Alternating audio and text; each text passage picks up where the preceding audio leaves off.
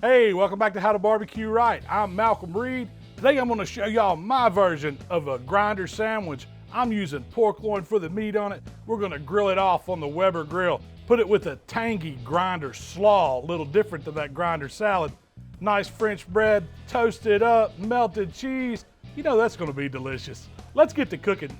Now the most important part of a grinder is that grinder salad that goes on it. Typically it's made with lettuce, but I'm doing things my way. I'm making it into a slaw, calling it a grinder slaw. First we're going to start with some finely shredded cabbage. And I've got about half of a large red onion thinly sliced going in, and then we've got some of these pepperoncini peppers that I sliced up real thin. Now comes the creamy part. We've got a cup of mayo, got a little bit of red wine vinegar. It's going to bring some tanginess, some acidity, and a little bit of sub oil. Then you've got to get some seasoning in it, and I'm going simple, just salt, pepper, garlic. My AP seasoning does the trick. Now I'm just mixing this grinder slaw up. It needs to come together. Once I get it all incorporated, I'm gonna throw it in the refrigerator, give it about an hour, it'll be ready to make a sandwich. Now let's talk about the meat for these grinder sandwiches. I picked up a pack of pork tenderloins at Kroger, nothing special. They always come double packed. Now I'm doing this one Italian style, and all that means is I've took some of my AP seasoning and mixed it with equal parts Italian seasoning. So I did give them a light trim. Sometimes they have a little bit of that connective tissue or that sinew on top of these pork tenderloins, but you just want to clean them up. If you see some fat on them, that's okay. You don't have to get all of it out, but any thick sinew is going to be a barrier. So I want to get a little bit of olive oil right on the top of them. That's going to be our binder.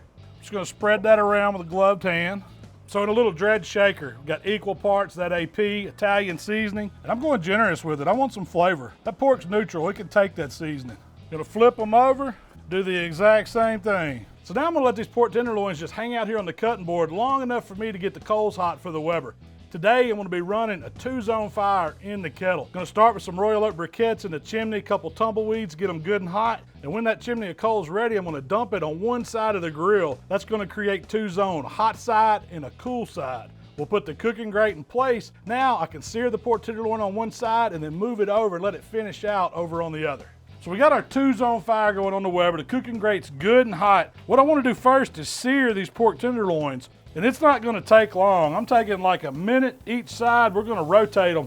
Do about 4 total minutes flipping them around. Then I'm going to move them over here to the cool side and let them come up slow.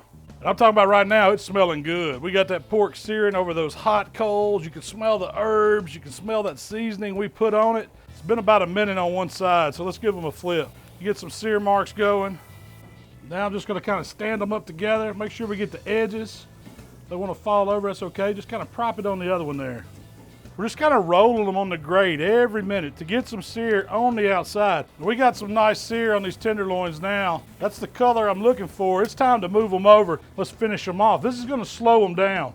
Just going to put them kind of out on the edge, away from the heat. And we're just going to close the lid down at this point, and you want to check that vent back some. Slow that Weber down a little bit. Now we want them to slowly come up to temperature. So we've been about 5 minutes here with the pork tenderloins on the cool side, and I'm not worried about time at this point. I'm just checking internal temperature. We still got a ways to go. We're still only, right about 115 internal in both of them. This one back here is a little bit ahead. But at this point, I'm just going to give them a flip. We're going to cook both sides the same way, even though we're on the cool side.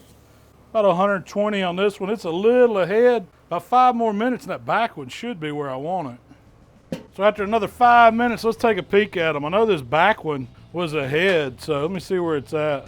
I'm liking what I'm seeing. 138. Let's check this front one here. Oh yeah. No, they caught right up. They're both about 138 degrees internal. That's where I want these little tenderloins. But that's what I want to see. Still juicy. Got a nice color on the outside of them. You can see the seasonings that we kind of seared onto it. We just need to let them rest now. Now check this garlic bread out. What I did was took a French loaf, split it in half, slathered it with garlic butter, stuck it under the broiler just until it's nice and toasted. Now I'm going to slice these tenderloins up in just little small thin medallions. Just use a sharp knife and make thin slices with it. And check that out. I mean, that stuff is beautiful. Y'all know I got to try this before I make a sandwich with it. I mean, look at it. That's cooked perfect right there. Let's see how tender it is. Oh man, melts in your mouth. Nice little season. You can definitely taste that grilled flavor. That's why I wanted to do it on the Weber over those hot coals. Let's knock this out. That's a pile of pork tenderloin, char grilled right there. Put it back over here in this meat juice. See a little of the pink edge, but it's cooked perfectly through and through. Got to try this one, just melts. Flavor town. So let me show you how we're gonna build these sandwiches. I've got some slices of provolone cheese. We're gonna lay right on the garlic bread. I'm gonna need some for this top piece too. Even though meat's not going on it, you know I'm gonna put some cheese on it. Now, we're ready for this pork tenderloin. And I'm just gonna layer it on, right on top of that cheese.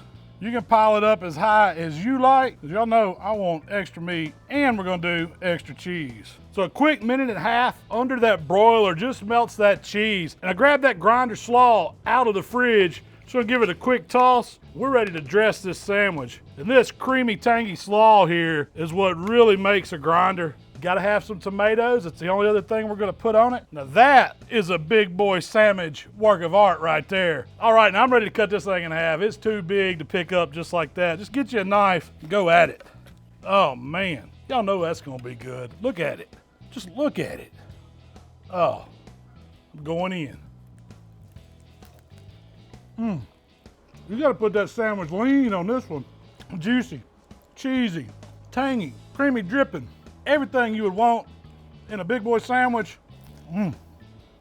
Holy smokes. Gotta get that old sweat towel out, clean up a little bit after that one. All right, hands down, you gotta try this one.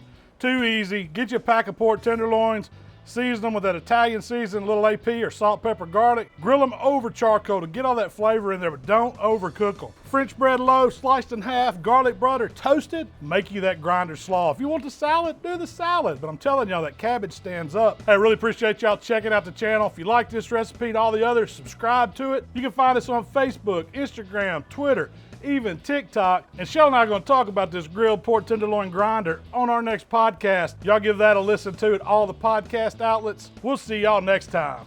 I'm fixing to get down on the rest of this sandwich.